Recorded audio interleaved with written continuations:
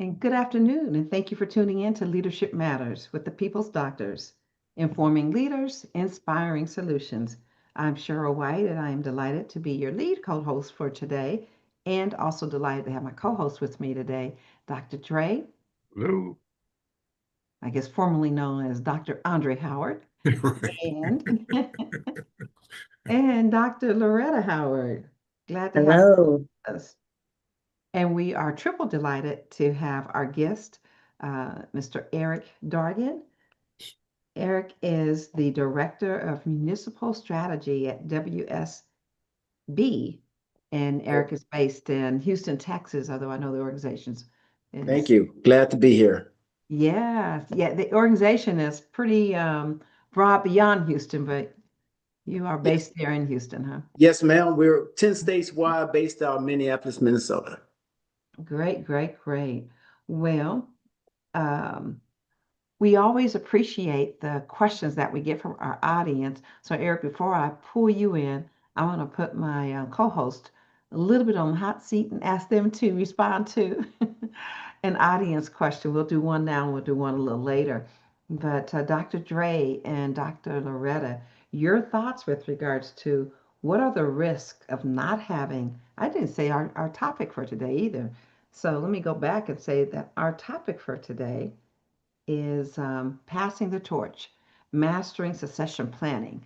And with that, we matched up this particular audience question. What are the risks of not having a succession plan in place? Is it really that necessary? Dr. Dre, your thoughts?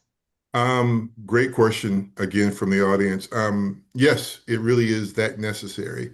I think not having a succession plan really sets the organization to be very vulnerable and certainly high risk in terms of failure, in terms of where that organization may go. And so I think, there's lots of operational disruption that certainly takes place as part of that, especially when a person may leave unexpectedly. The other piece that we don't really talk about a lot around succession planning is the transfer of knowledge management. The loss of heavy knowledge from one CEO to the next. And so certainly thinking about knowledge transfer is Mhm. also another big piece of that. And certainly, again, a lot of internal politics that also takes place when you don't have a succession plan. And so I think, is it necessary? Absolutely, it's necessary. Or you do risk the potential of having an organization that's not going to be successful. So. Okay, great. Thank you, Dr. Dre. Your thoughts, Dr. Loretta? I absolutely agree with Dr. Dre. And I would also add to that I feel that the individuals who are still at the organization, some of them might want to leave. Some of your most talented people might decide, well, we don't know who the leader is going to be, or someone who they may feel is not adequate for that role. And some of your talented people will leave too. So that's also going to increase that loss of knowledge within the organization. And then I think it causes chaos. And I'm not talking control chaos, but just chaos in the organization when those things happen. Confusion, people don't know what they're doing or what their roles are or if their roles are still valid. So, yes, I think it's absolutely necessary. Great. Thank you, Dr. Loretta. Eric, any thoughts you might add? I could easily just say ditto. No, the institutional knowledge is really the key. And Dr. Dre already mentioned that when a person walks out the door and they take everything with them, the organization suffers. So you have to pass on the torch. You have to pass on that information, whether it's documented or transferred verbally to the next person so that the organization continues to move forward. Otherwise, you're hurting a short organization, either long term or short term, when you don't have a plan. Yeah, Okay. I agree with what each of you said. And I will circle back a thought that came to mind, Dr. Dre, in calling out the CEO position. I just want to call out just the importance of succession planning being not just that CEO, but certainly other people Yes. within the organization, other positions. I can recall losing, I didn't lose him, but he retired. A staff member who had been he'd been with the agency longer than me, but I think he maybe had 20 some years of service. There Wow. was so much knowledge that he had, and I was grateful that he gave me good forewarning before he left, so he was able to be part of the selection process for who was going to come in after him. And then after he left, we were also able to do a consulting contract with him so that he could mentor the person that was coming into that position. Because sometimes it's just all those things you don't think of Right. that are real important. And that was not to limit the person that came into the position after him as much as to have a sounding board and to understand, because changes were, she wanted to make some changes, and I'd say, well, check with him first and just hear not so much will it work, but why was it done the way that it's being done now? What's the history behind that? So Right. that at least as we're changing going forward, we kind of know where it's coming from. So I just so underscore what Eric, you said, and Dr. Dre, and each of you with regards to the knowledge transfer. I think, Loretta, you weighed in on that as well. And reducing what you said also, Dr. Loretta, the chaos. So thank you for sending in that question. And we have another one we'll answer a little later in the program. But for now, we'll jump into asking Eric to maybe share a little bit about himself so that our audience can get a sense as to who you are, Eric. Well, thank you. So I'm a small town country boy from Arkansas, and I made my way to Texas by way of Prairie View A&M University. Then went up north to Michigan State, where it was way too cold, and then I came back down south. I can't handle the cold weather. Bless Dr. Dre and Dr. Loretta. That's one for you. But after I finished college, I went to work for AT&T, and surprisingly, I was an electrical engineer by degree, undergrad and grad, but they hired me into their leadership development program. And that was probably one of the best experiences of my life, because AT&T at the time, Southwest and Bell, which converted to AT&T, they were all about developing their employees from the lowest level employee to the highest level employee. And you learn everything about the company, whether it was marketing, operations, budgeting, finance. You learned it all because they wanted people to be ready to move into that next slot as soon as possible. So that was a great experience for me. After about 9 years there, I had a brief 2-year stint in the military where I served United States Army, Field Artillery and Signal Corps, commanded a unit in the National Guard, and that provided great opportunity for leadership development and skills to really be nurtured. After that, went to work for the city of Houston, where I spent 20 years, city of Houston, 15 years over streets and drainage for public works. And the last 5 years at the city of Houston as the chief operating officer for Houston Public Works, which public works is different in every city, but in our city that consisted of water and wastewater, streets, draining, engineering, capital projects, the permitting center, and billing for all of city infrastructure services. After 20 years, city of Houston, I then matriculated out to the city of San Diego, where I got to spend a little over 2 years as the chief operating officer for the city. And then this year, I made my way back to Houston, where I'm now working for WSB and been here for all of 5 months. Wonderful, wonderful. As you were going through, I thought, gosh, we had a lot of touch points, starting with Prairie View, although I didn't go there. We say a shout out to all of the HBCUs, Grambling State University, and others. And so that's awesome, awesome. And, my father was also in the military, husband's in the military, and I have a son who recently joined the military. So thank them all for their service. yes, yes, yes. And of course, municipalities, I've been there and you've been there, and that's another touch point. So it was like really interesting hearing all these pieces, and wonderful to hear about AT&T and their development of their employees, just having that wherewithal to want to develop everybody from the bottom I up. really give them credit for my career success because they made me understand the importance of not just training the leaders, but training everyone in the organization. Yeah. Anyone goes down, somebody else got to be ready to step up. Absolutely. Yeah. Well, shout out to them for that. That's awesome. Yeah. Thank you so much, Dr. Loretta. Oh, Hey, Dr. Dre, actually, I think it's, jumping yeah, in. Dr. All right, Dre. yeah, I'll take Yeah, it. I'm pulling you in. Yep, That's absolutely. okay. Make it happen. I noticed, Dr. Loretta, you and I are both wearing red and black today. I know we coordinated, sisters of That's the it. heart. I guess why I wanted to go to the red and black, but always we go to, Yeah, we're on the same team though with Right, right. Andre, yeah, Dr. we are. Dre. All right. Again, Eric, thanks again for your service. We do appreciate that. Let's get into some of the foundational understanding around succession planning. What exactly is succession planning? It sounds so technical, yet so difficult and different. And why is it critical for organizations today? The succession plan is real simple. It's just having the next person in line ready at the minute notice when the opportunity presents itself. People retire, people go on vacation, people get new assignments, and it happens every day in corporations and municipalities, in every sector of careers and work. Someone is always moving on to the next job. Military is also famous for the fact that changes, if you go in the military, you're going to change jobs every 1 to 2 years. So someone always has to be ready to step up. And succession planning, just making sure that you're ready.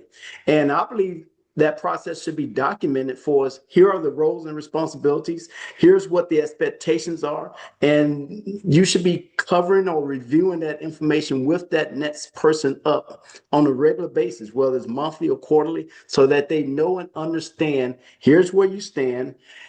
Here's the potential competition, because succession plan is not just about one person, it's about the entire team being ready. And of course, everybody in the organization won't move up, but the cream will rise once you show what is expected and hold people accountable to meeting those objectives. All right, great. Mm, Thank you, Eric. Appreciate that. yes, Dr. Thank Loretta. you. Okay, yeah. So Eric, you mentioned that succession planning is not just for one person. So with that said, I'm thinking it's not just for executives. So who else do you think should be a part of succession planning? What other roles in an organization? It's my opinion that every position in the organization should have a succession plan. The custodian need to have a succession plan. Okay. I mean, seriously, everyone needs to know exactly what's going on. And if you're really serious about succession plan, that means you should know what your peers are doing and Mhm. one level above you. And so the succession plan is being able to go lateral or upward. And everyone, the CEO to the custodian, all need to have a plan. Now, I know that might sound crazy, but it really isn't. It's just the fact that we don't really embrace it like we should. But those organizations that truly understand that, I guarantee you, they have a plan for everybody in the organization. And it starts the day you get hired. Mhm. Absolutely. Thank you so much. Appreciate Yeah, that. yeah. I mean, I think that's a tall order, and it sounds like it keeps things in order. So that's a wise way of looking at succession planning and having really good bench strength. We're going to take a short break, but when we come back, one of the buzzes that we hear all the time around succession planning and is, gosh, if how do you do that and it not be viewed as favoritism?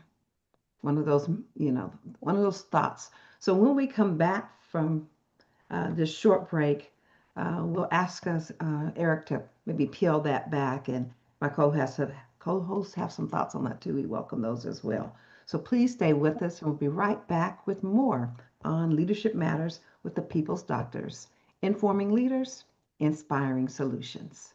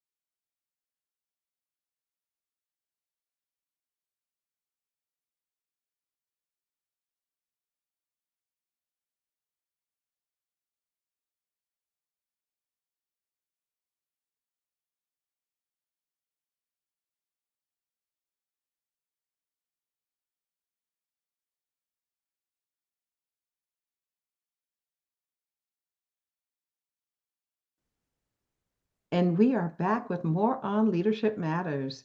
Today we are talking about succession planning, making it all happen. Goodness, who and how are we passing on that baton? And we have Eric Dargan, who is the Director of Municipal Strategy at WSB, based in Houston, Texas, with us today. And he is just dropping the pearls. Yeah. Yes, Getting absolutely. us ready and schooled on this topic. So we appreciate you, Eric. And our second audience question kind of goes along with what we were Mm. talking about going into the break. And that is, how can succession planning be done in ways that do not look like favoritism or unfair hiring practices? You know, it's real simple that that happens, and I've been guilty of it, and a lot of people I'm sure has been guilty of it. It happens when you have that one employee that you know you can depend on for everything. You don't have to follow up. You don't have to remind them. You don't have to give them a list of to-do items. And so you're getting ready to leave out of town for a month. And instead of saying 5 people on your team, you each going to take a week or a couple of days, you're going to say, well, Joe going to do it the entire time I'm gone because I don't have time to worry about things when I get back. And that's not succession planning. That is showing favoritism because you're depending on that one person versus training everybody to get to the same level that Joe is. So, yes, it takes work because that means you're going to have to spend more time with those employees that need the guidance, need the advice, need the development that Joe has.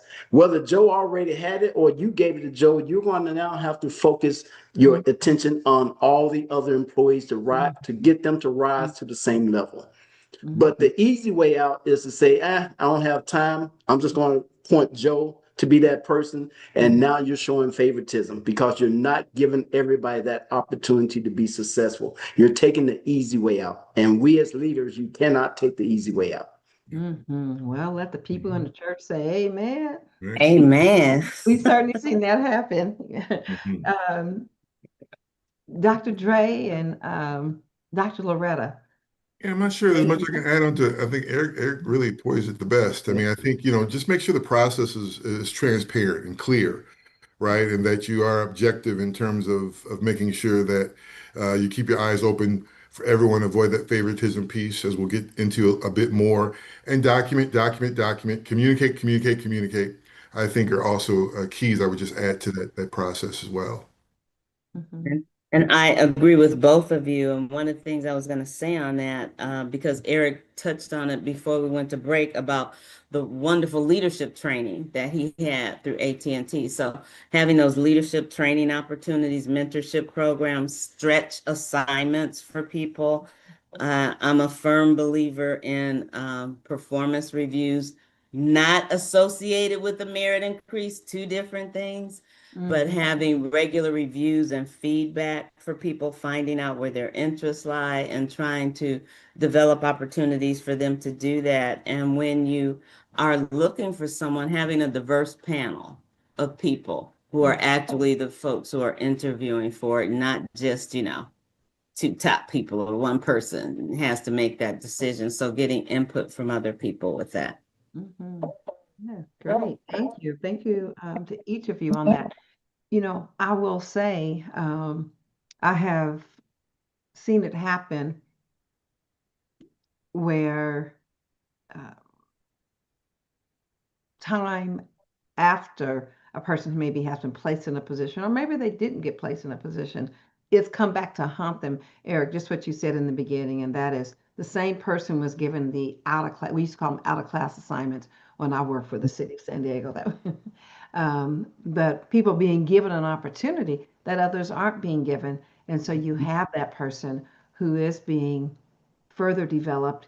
And it sometimes is a unintentional bias that we're going to that performer. Yet at the same time, it certainly can look like, and certainly often is, favoritism that can come to bite us as leaders on the back end, as innocent as our action may have been in going to that person.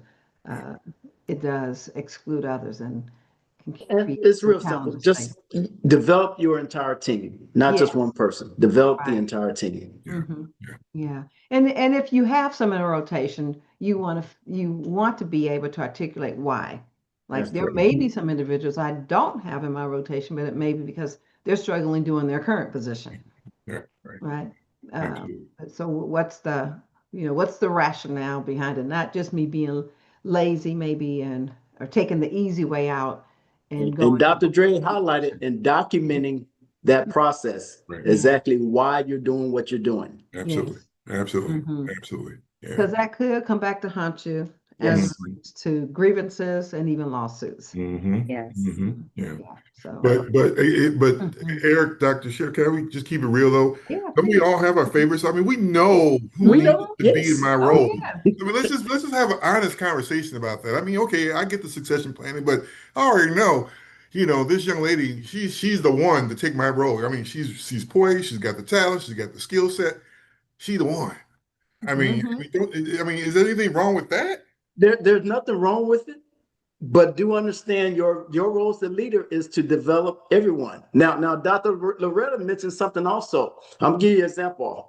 In my last job in the city of Houston, when I was getting ready to promote this person, I was getting ready to promote someone to the next job. I knew without a shadow of a doubt who I was going to promote. No ifs, ands, or buts about it. Right. But I brought in a panel that was clearly objective, Okay. and I allowed the panel to do the interview, and the panel picked somebody else. And I was like, oh my God.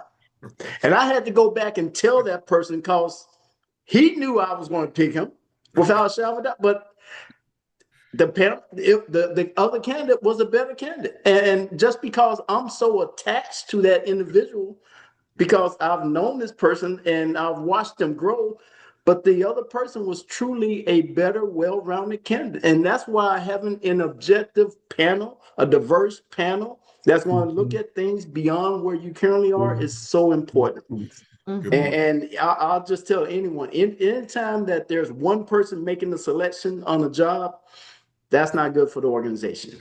Yeah. Mhm. Good point. And I can have that argument all day with people, but it's not good for the organization. Mhm. Good. That's good. Yeah. Thanks, Eric. Appreciate that. Great. No, that's real good. And underscoring be fair with our authority, because Yes. if we aren't, and do we want to put the energy on the front end or on the back Back end? end. Right. So you manage it on the front end, or it might come back to haunt you and require more time, energy, and resources on the back end. So, yep. Dr. Dre, why don't we continue with Yeah. you with making a little bit of This that is strategy good. Yeah, good implementation? discussion. Yeah, I love this. Eric, let's talk a little bit about the strategy and implementation. You kind of shared some components of a successful succession plan. Is there some other components that we should be very aware of? I mean, does it need to be documented? Does it need to be formal? Do we need to get legal involved? I mean, can I write it on a piece of paper and put it in my desk in terms of succession plan? Well, what else should we consider in terms of key components to a successful succession plan? Believe it depends on the organization and how formal the organization is. Municipalities really need to be documented because of that process of fair hiring.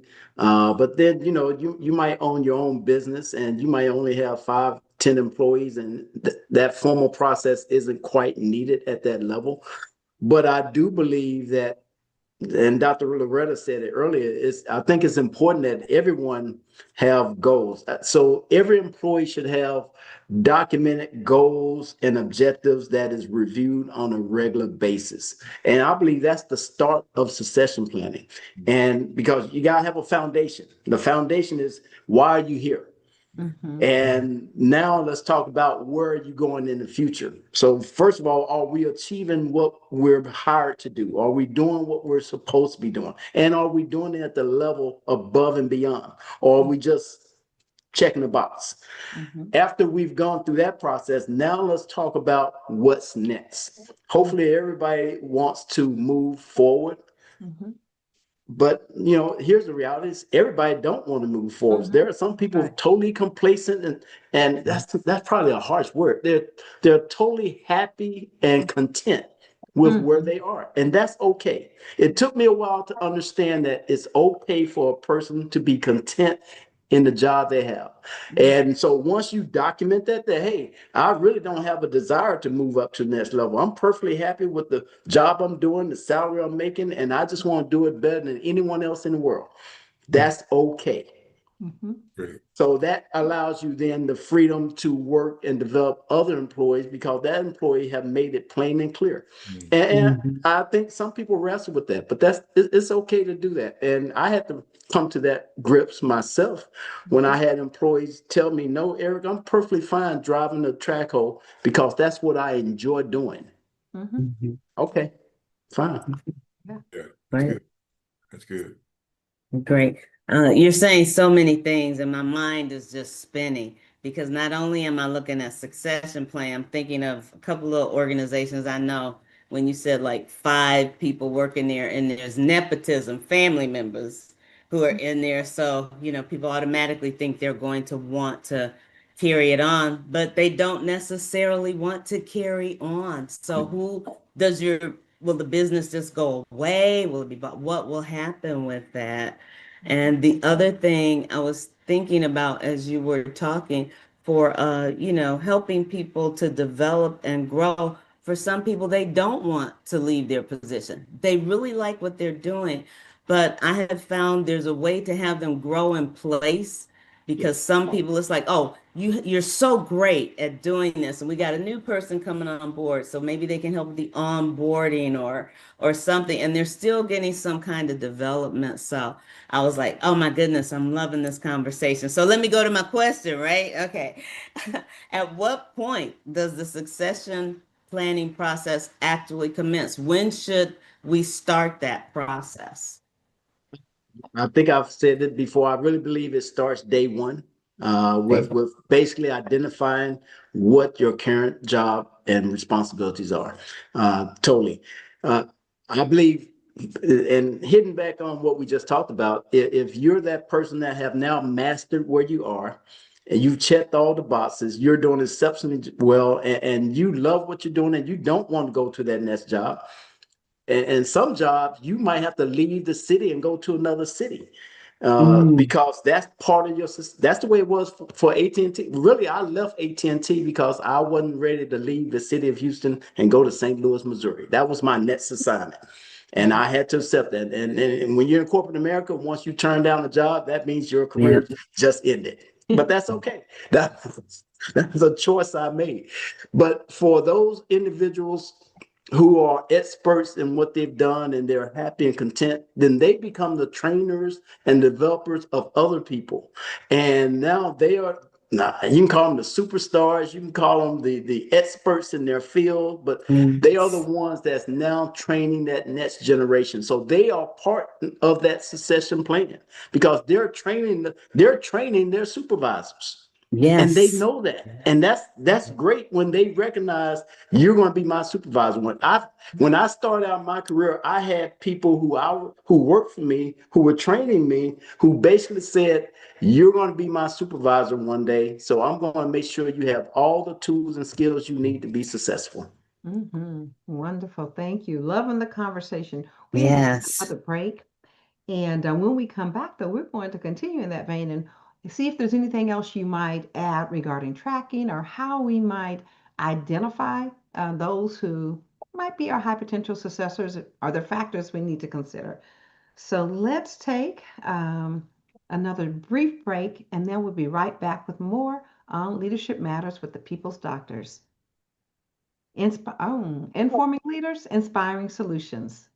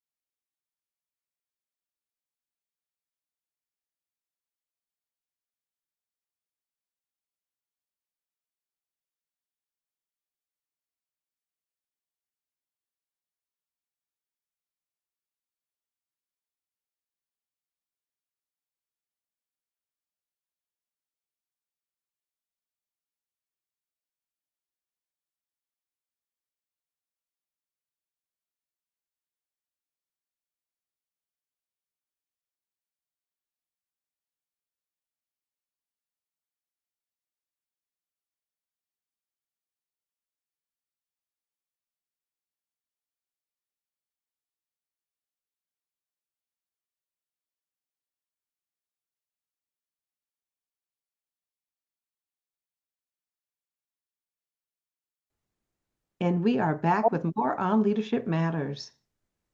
Having a conversation today about succession planning with Eric Dargan. I'm so delighted to have him here and learning so much about succession planning from him. As we've kind of gone through this conversation, you've mentioned a little bit about documenting and so on and so forth. Wondering, and I think Dr. Loretta asked you about when we might start that process, and you've underscored probably consistently, you need to start that process on day one. Yeah. um, Thought there would be, how is progress tracked as it relates to succession planning? Any thoughts there? Considering I work for a major corporation in two major cities, they've all had management systems, employee management systems, whatever they may be called, which allow people to start the process day one, setting up their goals and objectives, identifying their responsibilities, and having a system where you go in and track on a monthly or quarterly basis.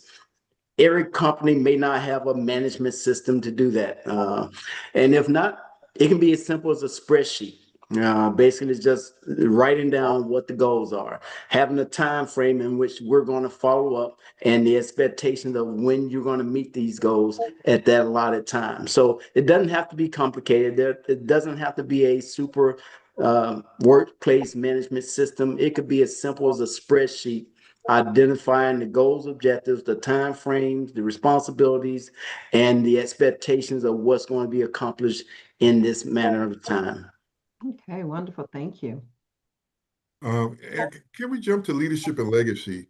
Can we talk a little bit about the emotional or psychological challenges that leaders face during succession planning? I often will kid Dr. Loretta with the notion that when I retire, she's my successor. But I'm sure I'll be hanging around the background somewhere. Don't shake your head, no.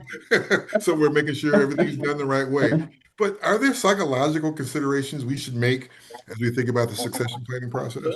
Jokingly, what you just said, I think, is a major psychological issue because some people have a hard time letting go. Yeah. They know that their time is up. They know that they're about to retire, yet they just don't want to hand over the reins. So they find themselves trying to tiptoe out the door, but they're turning around and coming back every other day just because they can't get away. But here's the reason, in my opinion, here's the reason why. They have identified themselves based on that title or that position. Yeah. And now that they're about to lose that title and position, they feel like their worth is going out the door. And so that's the psychological effect that most leaders have when that time comes. And is recognizing that this job doesn't define who you are. The job was a job, it was a title, but just because I'm not the COO of the city of San Diego doesn't mean I'm not Eric Dargan. Just because I'm not the COO of the city of Houston doesn't mean I'm not Eric Dargan.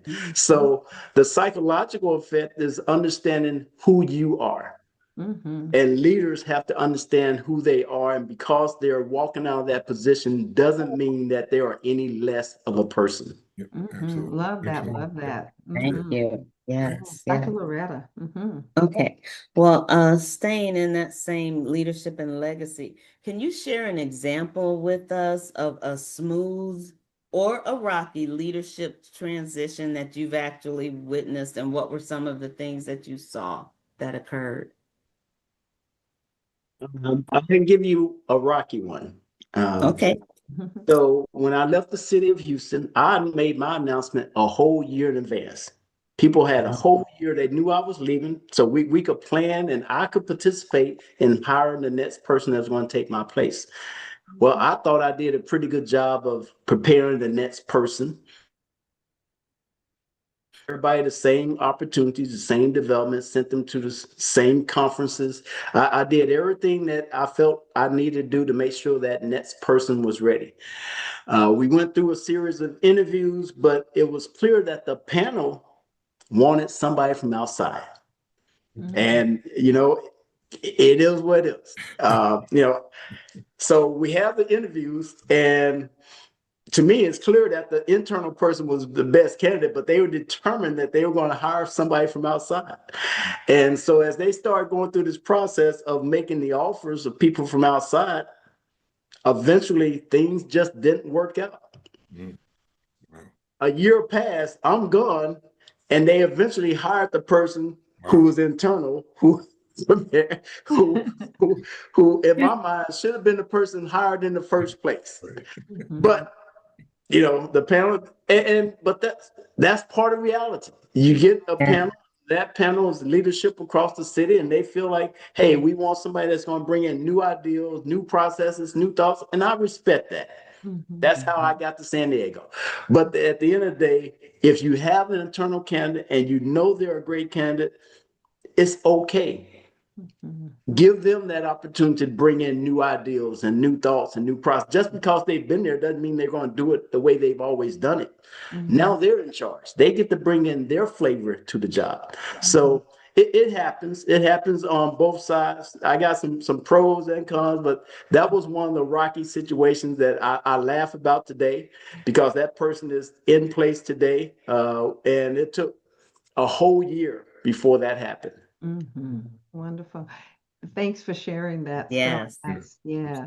You know, you've added or given us some thoughts with regards to preparation. Anything else you might add to the thinking of what a person might do to prepare to kind of like pass the baton? Yep. You got what the person may do and what the potential candidates may do. Mhm. I really feel like if you're doing your job as a leader, then there's going to be numerous people Mhm. available, ready, and positioned to step up to take on that next level of responsibility. So now the question is, what are they doing? You give everybody the opportunity, but what are they making of that opportunity? You taking everybody to your meetings so that they can be exposed to what you go through, but when they leave that meeting, are they just going back and doing what they always do, or are they going back and making suggestions and ideas of what we can be doing as an organization based on the meeting that they just attended?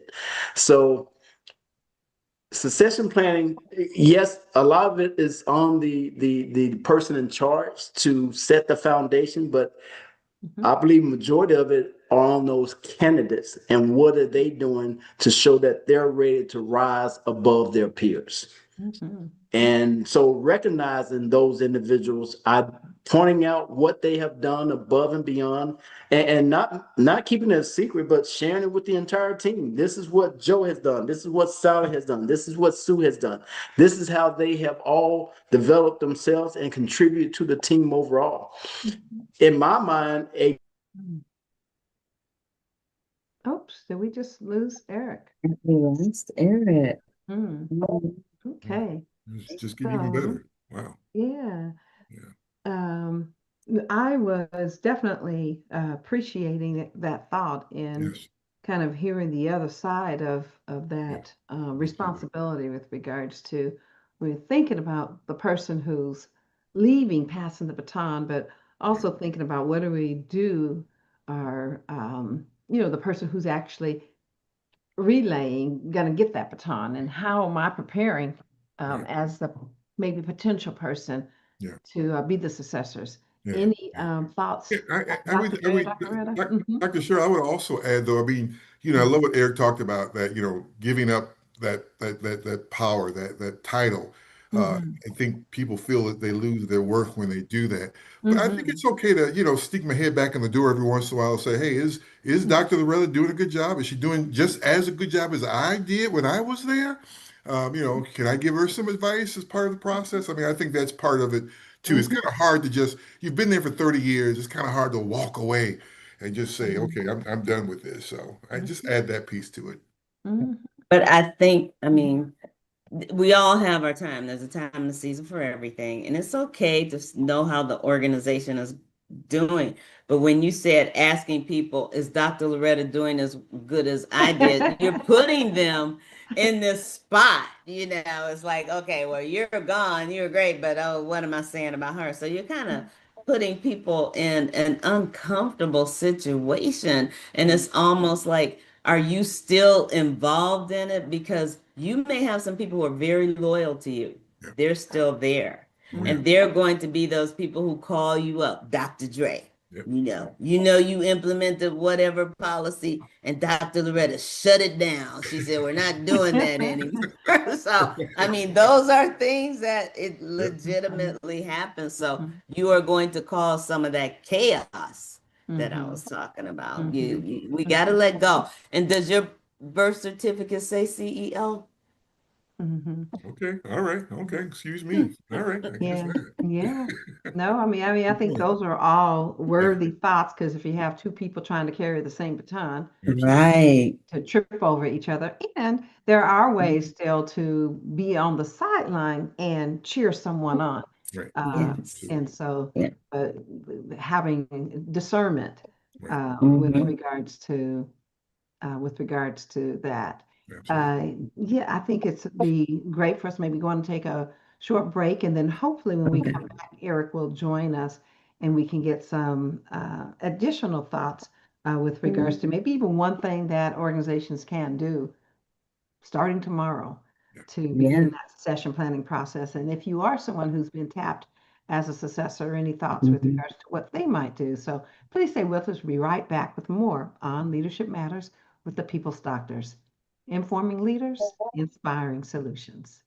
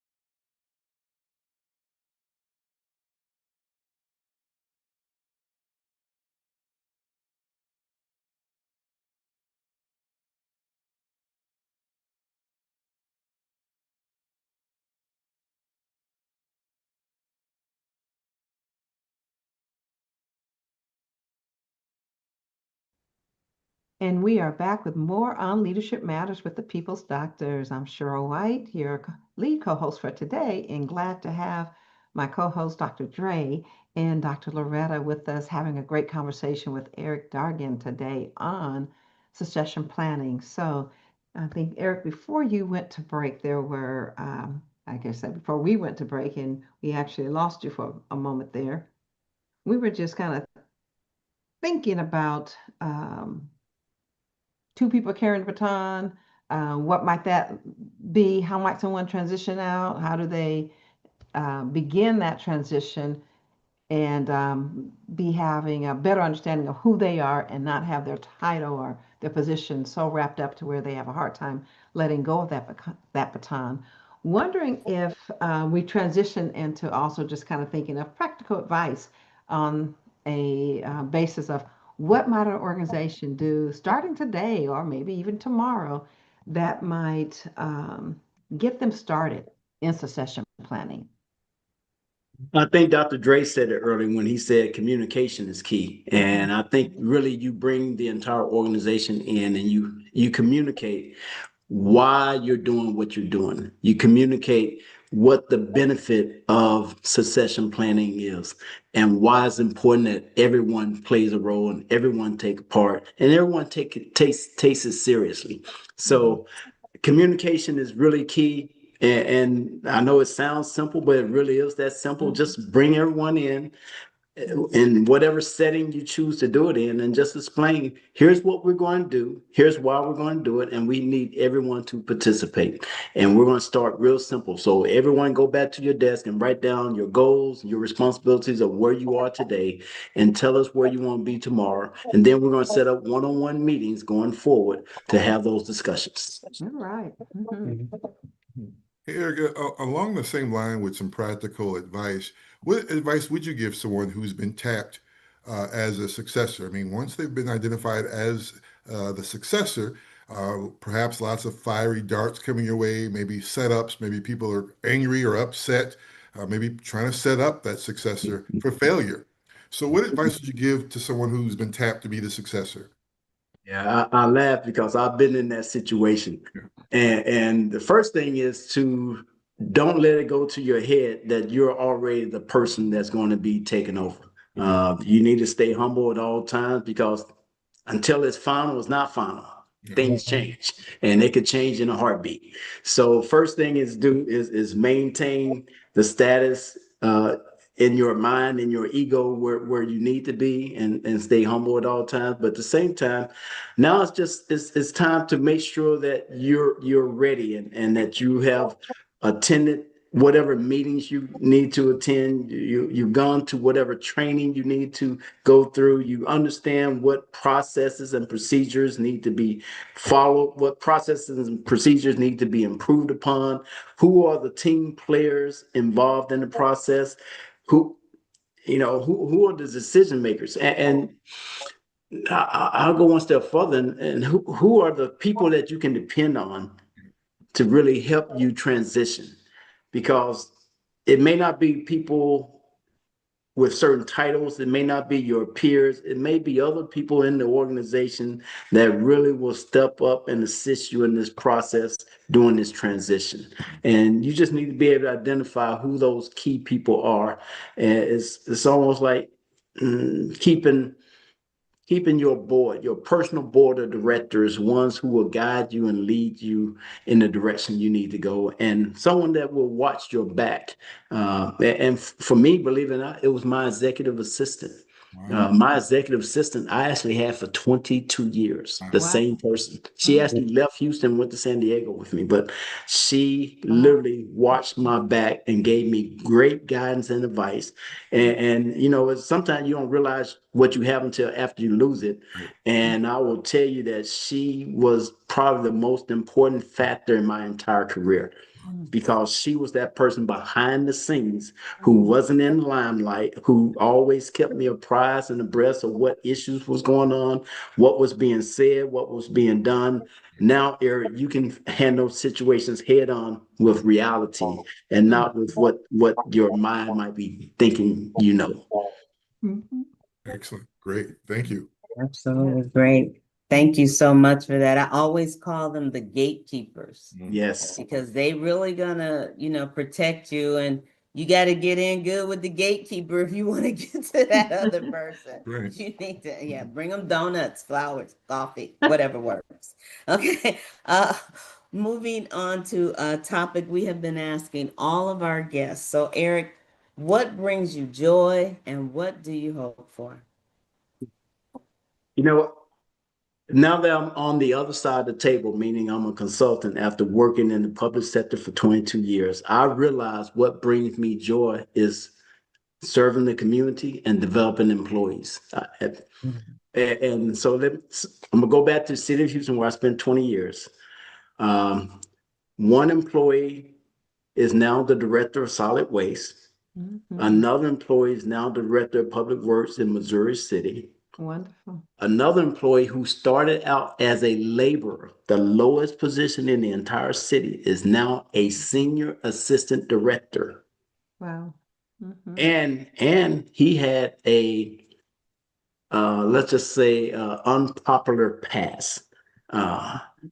But when given the right tools, training, guidance, mentorship, he showed that he could rise from the lowest position to Mhm. now the second highest position in the department. Mm.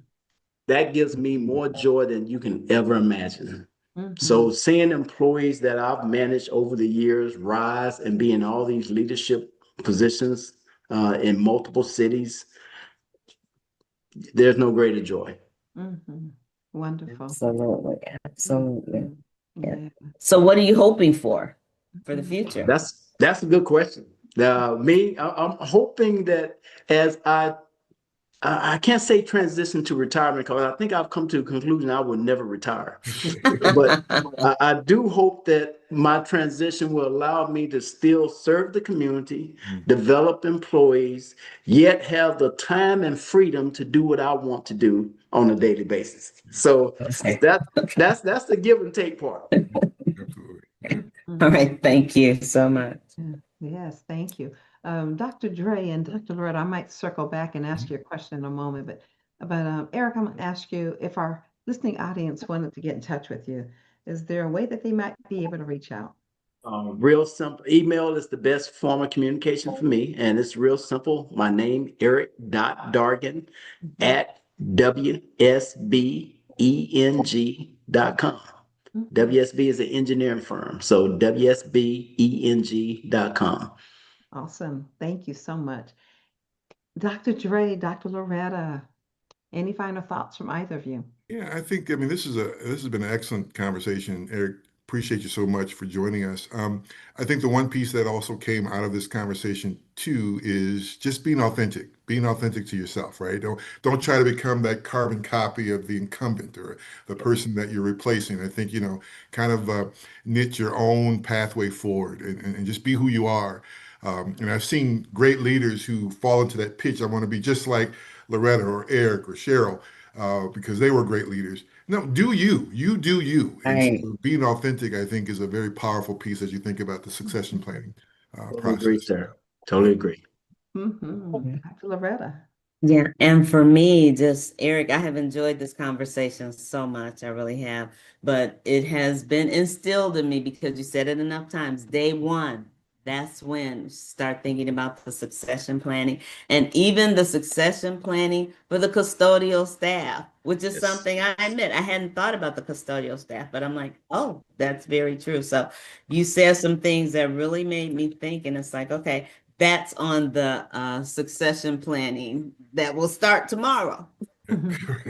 Exactly. Good deal. Good deal. Yes, yeah. So thank you so much, Eric, for joining us today. I really enjoyed the conversation as well, and really have learned just your mindset is one that really helps organizations not only think of succession planning in general, but just bench strength, always having that bench strength in the professional development and leadership development and just development of employees and therefore the development of the organization in mind.